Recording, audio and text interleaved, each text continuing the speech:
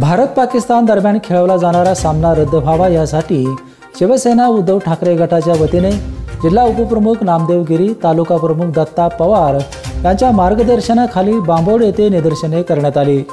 Operation सिंदूरची राख अजून थंड झाली नसताना भारत पाकिस्तान क्रिकेट मॅचसाठी सरकार कोणासाठी पायघड्या घालत आहे असा सवाल शिवसेनेने उपस्थित केला आहे।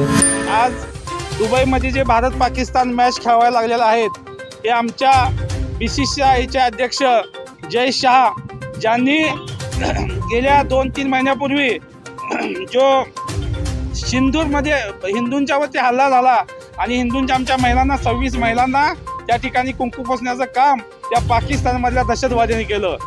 पण आज यांना पाकिस्तान आणि भारत मॅच खेळवायची गरज नसताना या देशातील आमच्या महिलांना, या देशातील आमच्या आर्मीवाल्यांना, देशातील आमच्या सर्व नागरिकांना दुखवायसाठी ती पाकिस्तानमधली आणि भारत ही मॅच त्या ठिकाणी ठेवलेली आहे। यावेळी दिनकर लोहार, ND पाटील, निवास कदम, योगेश कुलकर्णी, अनिल पाटील, कृष्णा दिंडे, श्रीकांत कांबळे, संगीता झेंडे, अलका भालेकर, चंद्रभागा चौगले, सुवर्णा तळेकर आदी शिवसैनिक उपस्थित होते।